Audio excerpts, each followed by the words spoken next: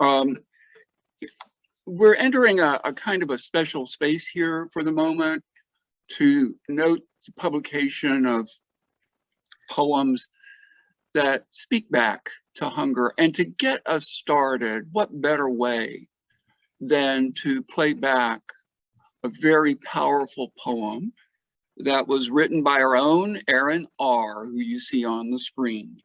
Aaron is the force behind an initiative called Poetically Correct. In fact, I think he's got a t-shirt on today from Poetically Correct.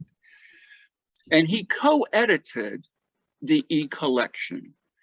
He also received the very first World Food Day Poetry Prize back in 2018 from the United Nations Food and Agricultural Organization. He wrote the poem that you're about to see called My Name is Hunger while serving as the very first poet in residence at a food bank. In this case, the Capital Area Food Bank, which is a huge facility in Washington, D.C. So enjoy Aaron R.'s My Name is Hunger.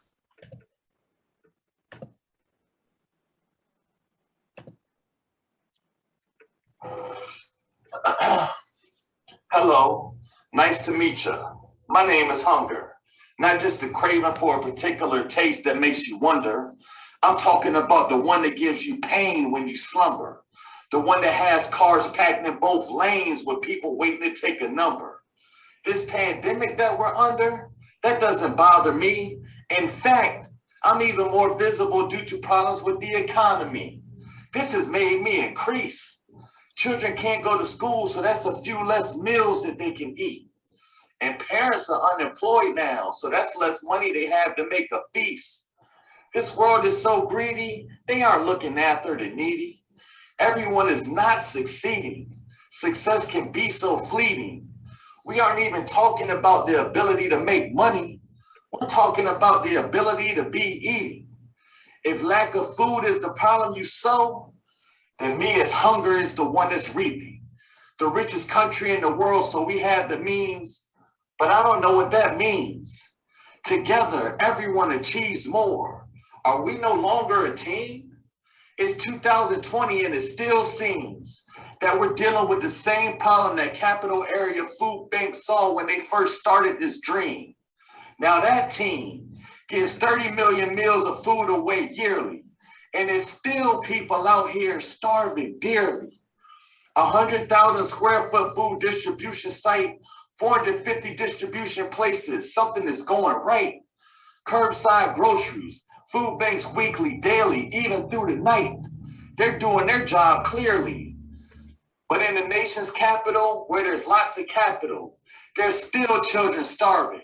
I want the rich people to hear me. The poverty people, they fear me. They have all types of needs, high cholesterol and diabetes.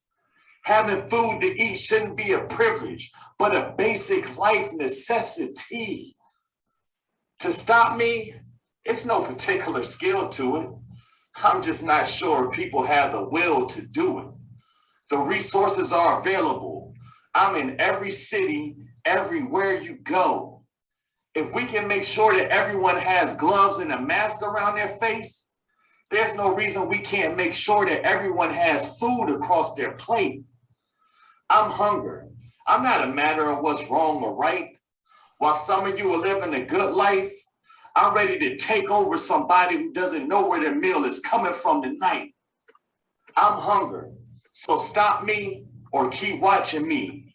Continue to affect millions of people as food becomes an unaffordable luxury. I'm hunger. Nice to meet you. Thank you, Aaron, both for writing that powerful piece and then for being able to share it with us today during this session. And welcome to everyone who's here today for this session that is noting the important publication of an e-collection of poems about hunger. The collection is titled An E-Collection of Poems from around the world, Poets Speak Back to Hunger. We're here to mark, in anticipation of October 16th, World Food Day, we're here to mark the important release of Poets Speak Back to Hunger, an e-collection of poems from around the world. And I believe Aaron has put a link in the chat room to the collection. We're encouraging through this effort poets to step up to the anti-hunger cause by writing about all aspects of hunger. And we're showcasing then those poems on the PoetryxHunger website, which is also there in a link to it is also there in the chat room. But the poems aren't just sitting on the website. This is an important point. They're beautifully written, they're movingly written, but they're not just sitting on the website. They are being used by anti-hunger groups on campuses, in K-12 classrooms, in houses of worship, and as you will hear in a few minutes, by anti-hunger leaders, even politicians. You'll hear more about the actual e-collection a little bit later from Aaron R. But for now, let's take a listen. Let's dive in and take a listen to some of the powerful poems that are included in it. Our first poet to be featured and showcased, who has work in the collection, is Sister Joy Alford, J. Joy Matthews Alford, AKA Sister Joy. Sister Joy Alford is the first and the current Poet Laureate of Prince George's County, Maryland, in the US. She is a tireless advocate for poetry and poets. So Sister Joy, if you'd be willing to come to the mic and share your wonderful poem with us, that would be great. Thank you, Hiram, and good afternoon, everyone. I'm very honored to be here and literally follow the footsteps of the mighty Aaron R. with his poem, which was so moving. I've heard it a couple of times now because I've watched the video a couple of times, and every time it strikes me. It absolutely does. So thank you, Aaron, for such a phenomenal creation. My poem is titled The Flyer, and I hope it gives you something to consider. The flyer. Grocery giveaway. Free food for the elderly. Please bring a bag. A neighbor handed it to her at the bank. It lay on her kitchen table for 2 weeks before she taped it inside her bare kitchen cabinet. Closed doors hide more than empty shelves, even more than empty stomachs. Today, pride took a step to the back burner. So potatoes, carrots, and onions once again simmer on her stove. Pots boil freely as savory aromas rise. Drying proud hands and tear-filled eyes on an apron accustomed to hosting family dinners for years. She wipes away tears, then picks up the phone. Time to place a long overdue thank you call to a good neighbor. The flyer. Thank you, Sister Joy Alford. As you can see, she's earned that Poet Laureateship for her talent and her engagement just in all kinds of important causes, including the anti-hunger cause. We really appreciate you being here with us today, Sister Joy. Our next poet of note is Henry Crawford. Henry is a widely published poet living in and around, in nearby Washington, D.C. He lives in Maryland, USA. And he won the 2019 World Food Day Poetry Prize. I believe Henry's planning on reading a couple of poems. Henry, the mic is yours. Thank you very much, Hiram. And I'm going to start with a poem that I wrote following in Aaron's footsteps this summer as poet in residence at the Capital Area Food Bank. This is a poem that draws from my own experience with food insecurity growing up in the working poor in Queens, New York. This is Going to Sleep Hungry. Everyone has money on TV, but here I am, sitting on a cold radiator, eating handfuls of Cap'n Crunch out of the box with my coat pulled over my head, worrying about homework because I was hoping for some milk, but someone left it out. So I ate from a jar of grape jelly. And you don't see that on TV, where they sit around the kitchen picking things out of the fridge and laughing together with spoonfuls of mac and cheese pouring down from somewhere I wish I could taste. But I'm not on that show. And I don't know how those kids on TV have the answers or how their hands go up in class while I'm in the back row dreaming out the window, remembering that tonight is Popeye's night and how much I love watching Mom feel happy. But it doesn't last that long. She comes back yelling about those math questions, and I remember that I scribbled all over the answer sheet. And it's late now as the kids on TV and even the TV dog are eating mountains of Jell-O from golden bowls. And I've forgotten about that homework because all I can think about is wanting a mixed flavored Slurpee and hoping there'll be some milk left in the morning. Great job, Henry. And I'm going to put in there, I put into the chat, along with that one, I created a web installation for that poem. So I put that in the chat. There's some more information. You'll see a video and other items related to that poem. But this one here is, this next one is a poem that I successfully entered into the 2019 World Food Day Poetry Competition. This is The Fruits of Famine. On those nights, we traced the shapes of fruit until the dark became our eyes. On those nights, we left our fields unhearing the crack of broken roots, the silence of dying ground. On those nights, twilight filled the deserts of our crossing with the vermilion breath of watermelon. On those nights, the stars seeded the skies above the camp. Jackfruit guards stood still as celery stalks. On those nights, we dreamed like you of strawberry days on porcelain plates. And on those nights, I made an apple out of sand and watched it blow away. Thank you. Powerful. Henry, thank you so much for, one, being here, for bringing your talent to bear, both writing the poems and then presenting them on your website in a video. And I'd encourage everyone to visit that site. It's a very powerful rendition of his first poem, and then that second poem, which was the award-winning poem in 2019 submitted to the World Food Day Poetry Prize. We're most appreciative. So thanks so much. Thank you, Hiram, and everyone for your efforts against hunger.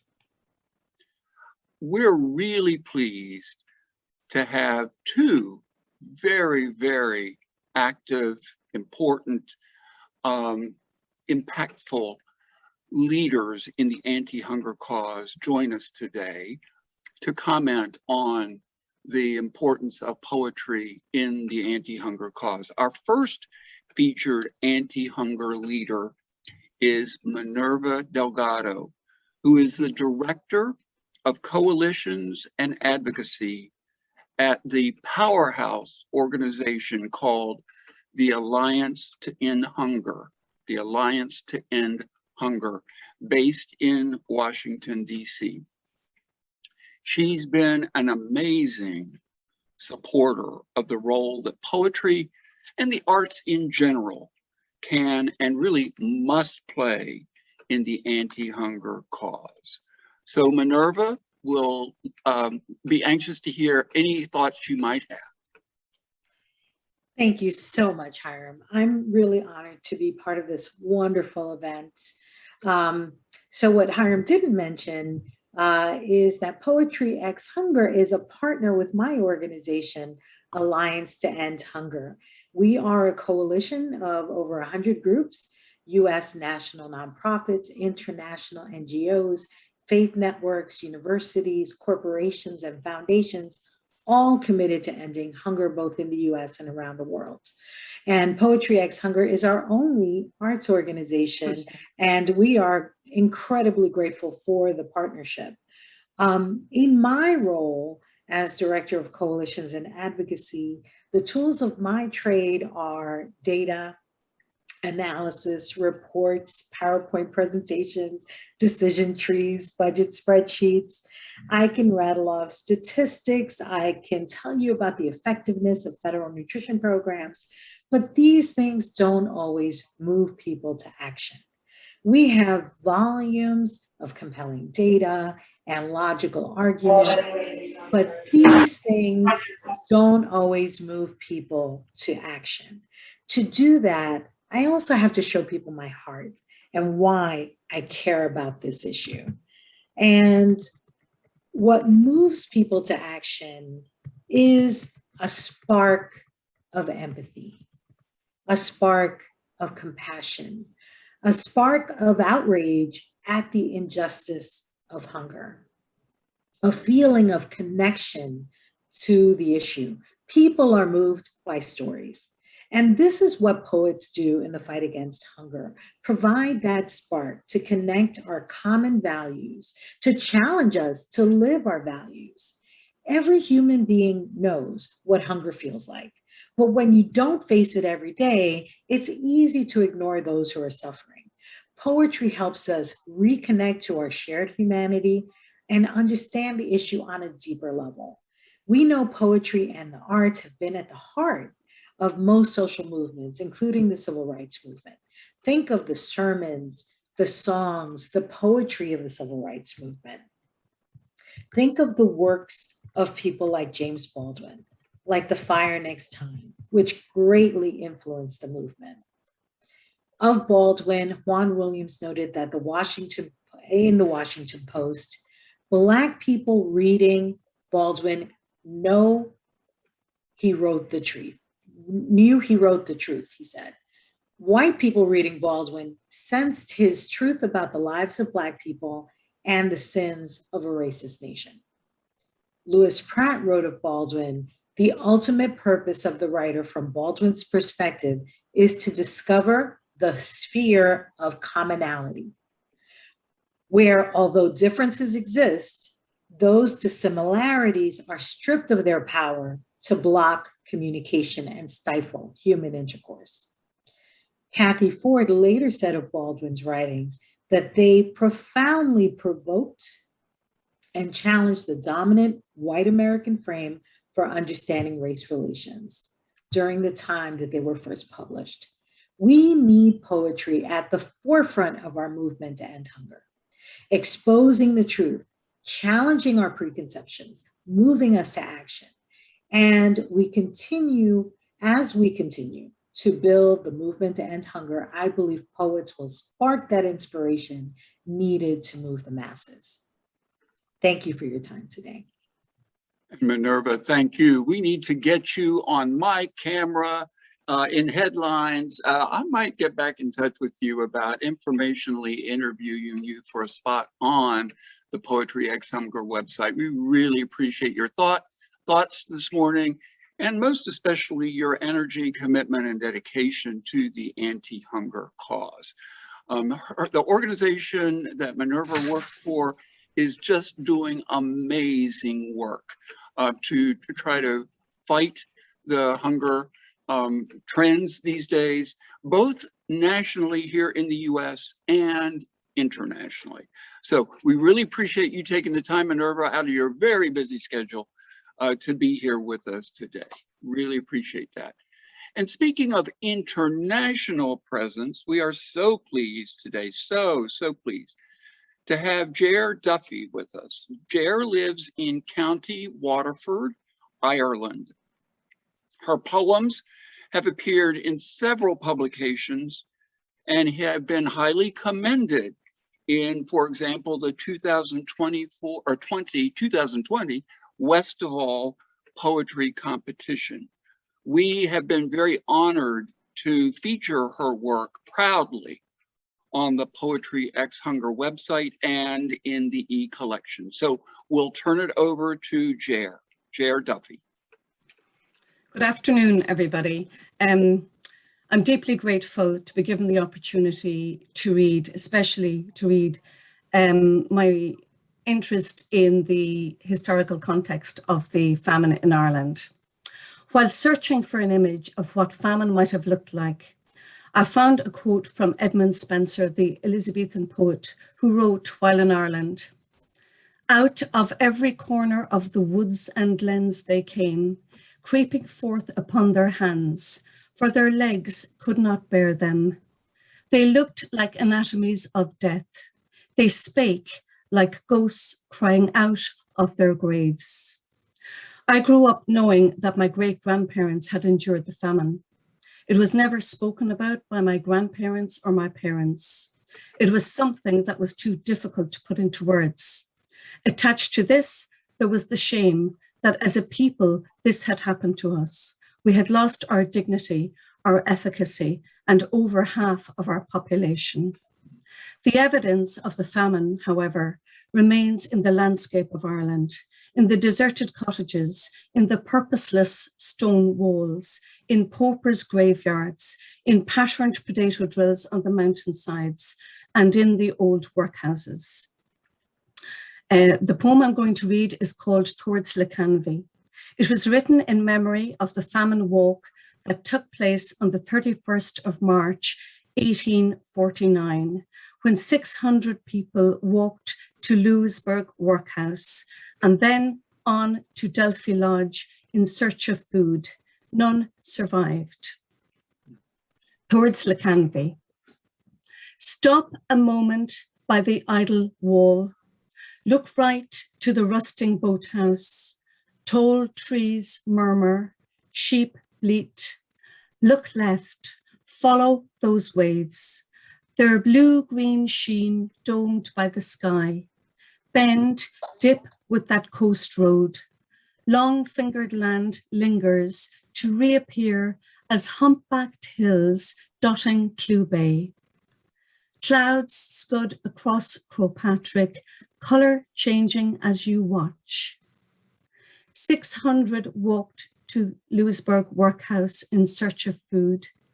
The next day, 400 walked to Delphi Lodge. They died where they dropped, among potato drills, roofless abbey walls, standing stones, yellow firs. This rise of land dominates, insists that you walk on it, admire it, and know your place in the scheme of things. I'd just like to finish with a very short poem titled 1847. Go in one last time, pull the door behind you, find the darkest corner. Lie down among your children, quiet now. Your spouse, quiet also. All this is yours. When they come, they will tumble the roof over you all. Thank you very much. Jer, thank you. Thank you. Jer has made the incredibly important point through her words and through her poems that hunger, although it is absolutely present and unfortunately on the rise today, has been with us for the millennia, the centuries. As long as people have been people, there's been hunger. And she's also made it clear that hunger has devastating impacts politically, culturally, socially. The PoetryxHunger website has not only poems by Jer, but also a whole section on the history of hunger as a way to inform, raise awareness about the time depth of hunger, the unfortunate fact that it's been with us forever. Also, we're hoping that by understanding that deep, deep history of hunger, poets will be moved to write about it like Jer has done. Thank you so much, Jer, for being with us today, particularly since it's a little bit different time for you to be here. I think it's early evening for Jer to be with us, so we really appreciate it. Our next poet is not able to be here with us today. She really wanted to be, but she just simply couldn't be. Josephine Larew is from Alberta, Canada. And her voice and her poetry is really blazing important trails in what I call the Zoomosphere these days. You may need to turn up your computer's audio just a little bit as we play back her program here, or her presentation, but enjoy Josephine Larew reading her hunger poem, Enough. Hello, this is Josephine Larew, and I am coming to you with PoetryxHunger. And I had been looking forward to reading live, sharing my words and also hearing the words of the other readers. But unfortunately, I will not be able to attend live, and Hiram graciously offered to accept this video reading of my poem. The poem is called Enough, and it's included in the anthology. Enough. Would words be enough? I would sate your hunger. I would build for you a well, ever filled with water clean. I would work alongside as you till the field, watch hope emerge green from brown earth. Would words be enough? I would end your misery, watch each child of yours grow strong and true. Teach you to read and to write and to sing, so that your voice be forgotten nevermore. Would words be enough? I would help you bear your burden, bringing healing to your wounds and strife. See beyond lines on a map, beyond color, and you would know you are my sister, my brother, if words were enough. Thank you very much. And we'll be sure to thank Josephine as we're in touch with her. She's just a remarkable poet and has an incredible voice, I believe. And she has been generous enough to bring it to the anti-hunger cause. So we really appreciate her making the effort of recording and offering that recording to us today. Her work is represented in the e-collection as well. I mentioned a few moments ago that we're so pleased to have a couple of anti-hunger leaders with us. Our second leader is Roger Thurow. He's the author of several groundbreaking books about global hunger. One titled The Last Hunger Season, A Year in an African Farm Community on the Brink of Change. And his most recent book, The First 1,000 Days, A Crucial Time for Mothers and Children and the World, has had all sorts of impacts globally. He's currently a senior fellow with the Chicago Council on Global Affairs, and is currently a scholar in residence at Auburn University. And I believe that's where he's joining us from today. Roger, we would really appreciate any thoughts you have on poetry and hunger. Thank you very much, Hiram. Thanks for the invitation and the great opportunity to be with you, to join you all today. Thanks, Aaron for your power and the movement and the poem. And my name is Hunger, Talking Back to Hunger. I love it. We featured it on Chicago Council on Global Affairs. It's in the new high school curriculum we're putting together.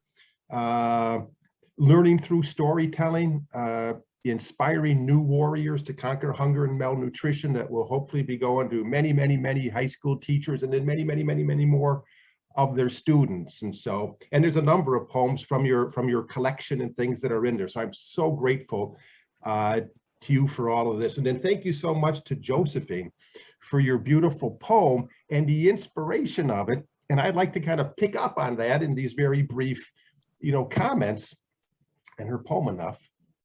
So if words were enough, as she instructs us, in a more poetic manner, would words be enough? So if words were enough, there would be no more hunger or malnutrition. So many words have been written, spoken, shouted, illustrated, filmed after every famine, as you said, Hiram Larew, all through history. After every famine, after every hunger crisis, we hear these words of pious regret, words with such fierce determination, with powerful pledges of never again shall we have this. Words with proclamations of enough is enough. Enough with this medieval suffering that we still have with us in the 21st century. All these words, all this rhetoric, and yet hunger abides, malnutrition abides, and continues to rise during this relentless pandemic. As Aaron so wonderfully chronicled with your time at the Capital Area Food Bank and your work there. If words were enough, particularly the 100,000 or so words in our book, Enough. So the first book that we wrote, which is why I love Josephine's poem so much for its lyricism, but also for the title Enough, because it shares the title with us, Enough, Why the World's Poor Starve in an Age of Plenty. As I said, 100,000 or so words that we put together in there. If words were enough, we would have ended hunger and malnutrition long ago, decades ago, centuries ago. So many words, so much haughty rhetoric that echo through the ages, including these prophetic words of Norman Borlaug, spoken in 1970 as he accepted a Nobel Peace Prize for his work as an agriculture scientist to conquer and knock back hunger and famine. And these words that we quoted in the book Enough, because of their haunting nature and their prophetic nature. He said back then, 1970, we will be guilty of criminal negligence without extenuation if we permit future famines. Humanity cannot tolerate that guilt. Such prophetic, such powerful words, and yet famine rages in several places in our world today as we speak. So clearly, words aren't enough, at least not the words of simple prose, of deductive and declarative sentences and questions. We also need the emotions, the outrage, the inspiration. We need the impact, the wonderful, the spectacular impact of poetry.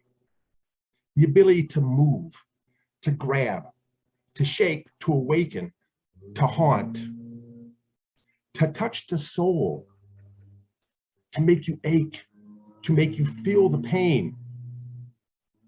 Words and poetry so powerful that I can write as many as I'd like and I can't touch these emotions. So bless you for that.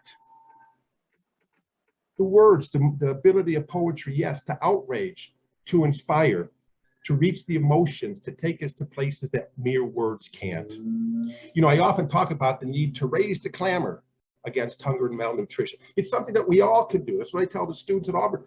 We all can do something. At least we can all raise the clamor. We can shout, we can speak out.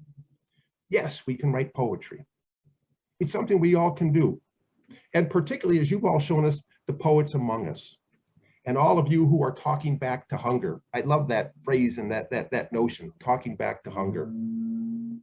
Words aren't enough. Again, tomorrow in New York City, there will be a flood, a virtual avalanche, a torrent of words at the United Nations Food Systems Summit. But how many of them will pack the punch, the power of these poems today, of the poems that echo throughout history? How many of them will really, really talk back to hunger? So thank you so much for raising the clamor and at all that you do. And please continue talking back to hunger.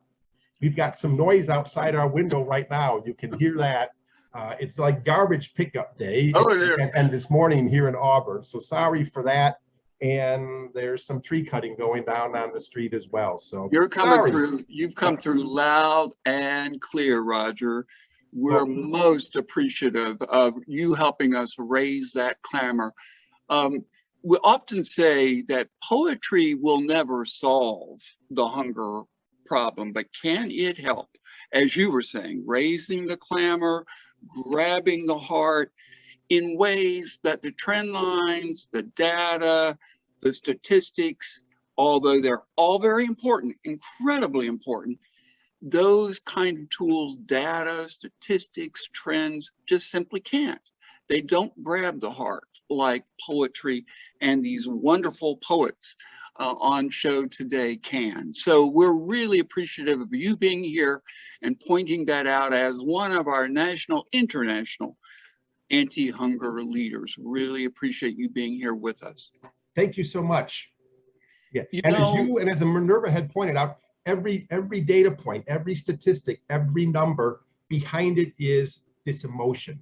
Yes, it's a human face. It is all these emotions and attentions and everything that you also wonderfully capture. So again, bless you and thank you for all this. Well, we appreciate you being here. And speaking of people who capture those emotions, I can think of no one better than Aaron R., who is co-editor of the e-collection titled, one more time, Poets Speak Back to Hunger, an e-collection of poems from around the world.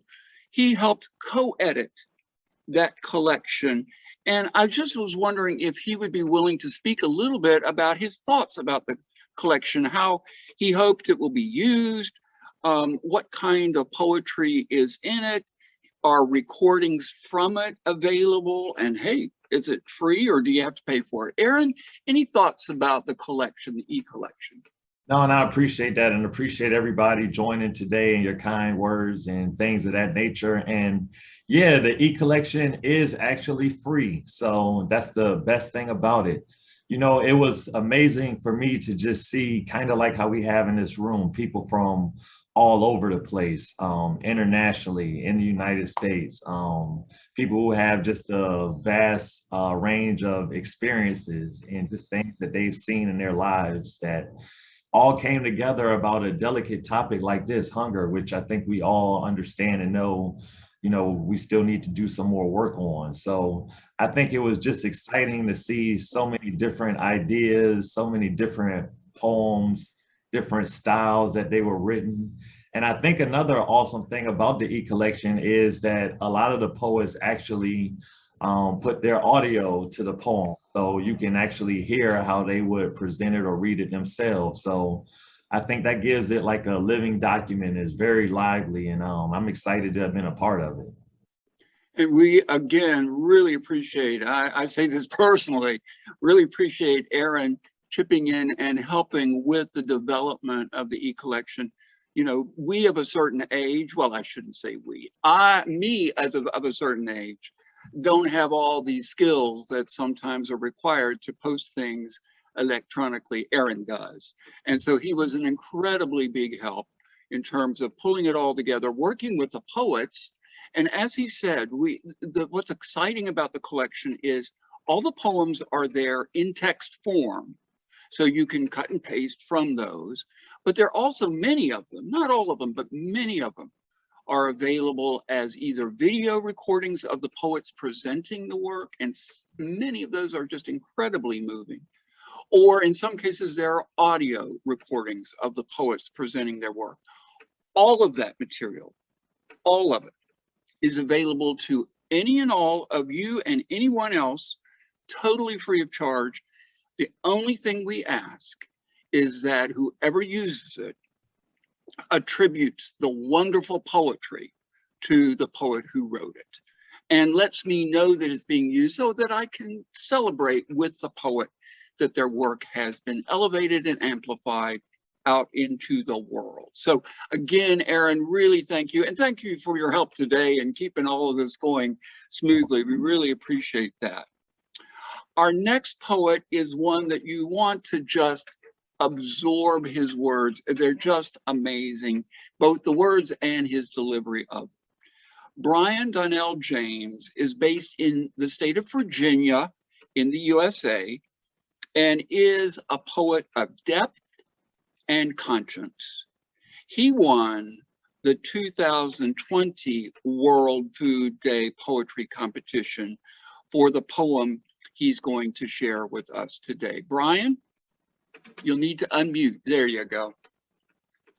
Good morning, everyone. I first just want to thank my dear brother, Hiram and Aaron, for this opportunity. I love you both, and I really appreciate you so much. I'll just jump right into the piece, and then I'm going to make a quick comment afterwards. The piece was entitled Testimony. I like to write simple, stick to your ribs poetry. So I hope you enjoy. Testimony. I was a teenage father then, with little money. My wife and I saved our lunch so that our son could eat, and we went without a meal that day. As night approached, we had hope that he would sleep until morning. And with every twist and turn he made, my anxiety rose and fell. But as toddlers do, he rose hungry, rubbing circles upon his belly. He was trying to be a big boy, trying to control the desperation I saw in his eyes. I nodded to my wife, and we gathered change from everywhere, anywhere, between cushions and under couches, in the closet, desk, and cabinet drawers. And I was off to shop with my newly found pocket change. Enough for instant noodles, Kool-Aid, bread, and peanut butter. As I counted out the change, people in line smirked and commented. The cashier and I knew I didn't have enough. My eyes swelled, and I tried to control my desperation.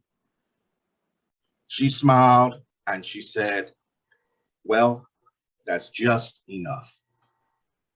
Bagged my food and I left. Walking back to our little apartment, I will never forget that feeling.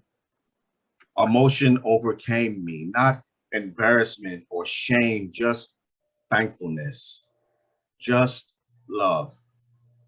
I'll do anything for my boy. In peace. And I just quickly wanted to say that since winning the United Nations Award, I was blessed with that. I started a garden. I'm in a townhome. I started a garden, and then my neighbors on both sides started a garden. And now we can go for days without going to the grocery store. We eat from the garden. We exchange our crops together. And as Roger was saying, you know, it's not enough to say something. As poets, we motivate, but then we must do. And we also distribute from our gardens that we, you know, to our other neighbors. And this is how you spark change and actually, you know, perform. So thank you so much. So Brian, I want a picture of you in your garden. Seriously, I do. Every time I have heard Brian present that poem, and I have to say, every time, and today included, it kind of gets to me. It's a pretty darn powerful poem. So I hope you all appreciate it as much as my ears do. So again, can't thank you enough for being here and for your talent. Really appreciate that. Our next two poets represent the young people who are writing about poetry. Neither one of them could be here with us today because, hey, they're being young people in college and high school and the like. But Jordan Culmer and Imani West are poetry ambassadors from Prince George's County, Maryland in the US. And as you'll see from their video, they're both bringing a limelight of energy to the Poetry of Hunger cause. This is a poem that they wrote jointly, and they're presenting it together for us today. Hello, my name is Jordan Culmer. And I'm Imani West.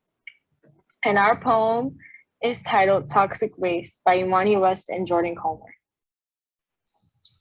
His name is Stephen. He is 10. His ribs poke out of his skin.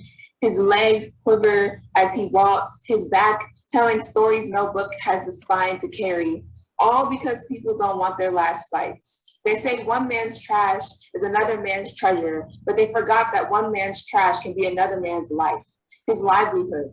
I can hear the cries of a child saying, "Mama, I'm hungry." It's toxic waste. He walks into a store looking for something healthy to eat on a budget, just about $1 to spend. But the salad he wants is $5 versus the McDonald's hamburger that's 99 cents, where in other places they throw away the $2 ones.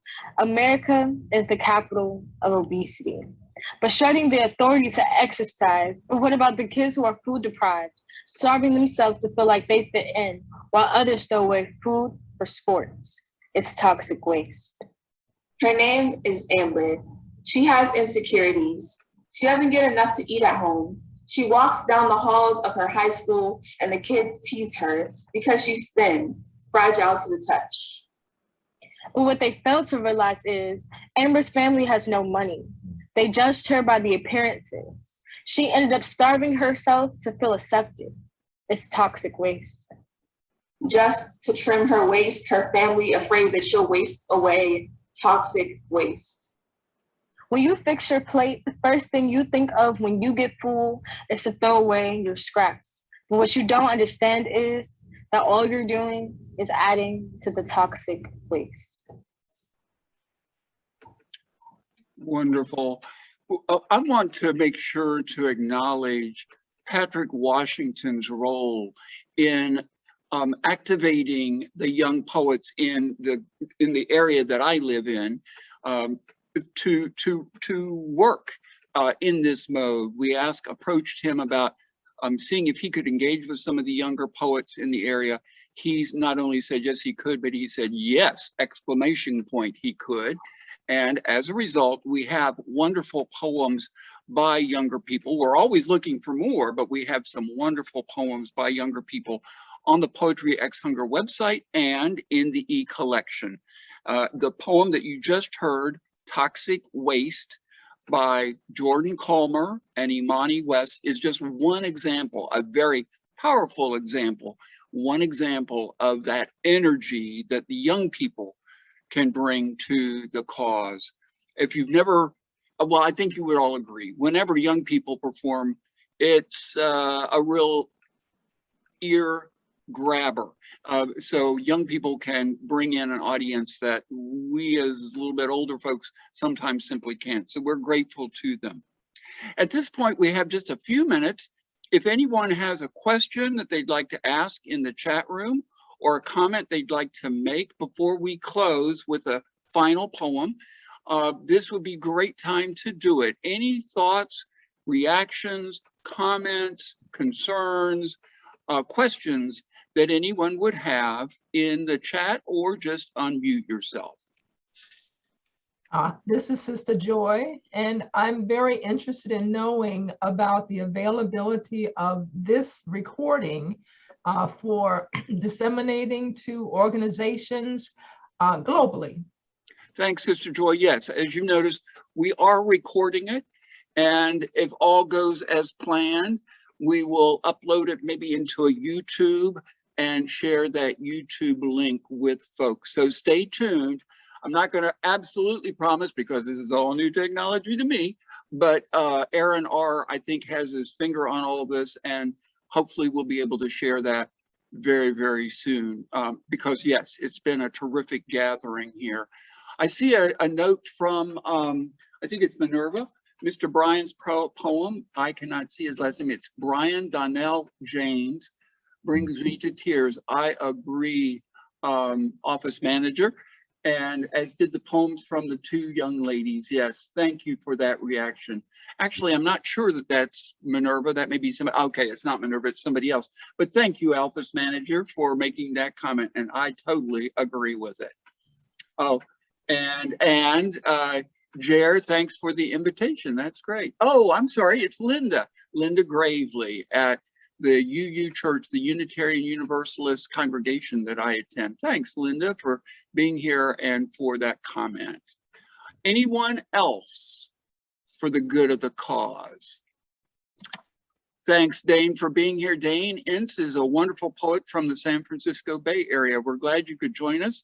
Sorry if we got the time a little bit confused, Dane, but really glad that you're able to be here with us, as we are everyone. Oh, let me just also, while we've got a minute, to call out Rebecca Roach. Rebecca has stepped forward and offered to provide everyone who recently entered the special call or submitted to the special call for poems about hunger, the opportunity to have 10 tree seedlings planted in their honor as poets for every submission they submitted. So Rebecca, we really appreciate your commitment to the cause and for your innovation in bringing tree seedlings into the mix as a way of addressing hunger. So terrific to have you here. Well, I tell you what, why don't we go ahead and begin to close out? And what better way to do that than with, yes, a poem. This poem I consider to be, I mean, all the poems that are on the PoetryxHunger website, that are in the e-collection, all of them are special. This poem, my ears say, is one of the super special ones. It's from a poet in Zimbabwe, in sub-Saharan Africa.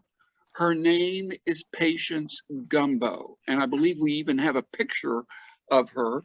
We do not have a video recording of her, but we do have an audio recording of her reading her poem titled Hunger. Again, you may need to turn up the volume on your computer just a little bit because Patience is a little bit soft-spoken, but for me, this is an amazing, amazing piece. Hunger poem written by Linear Patience Gumbo. Hunger, it rumbles like the sound before a thunderstorm. An inner ache like that of a woman in travail follows after. I toss and turn and hope tonight will be better.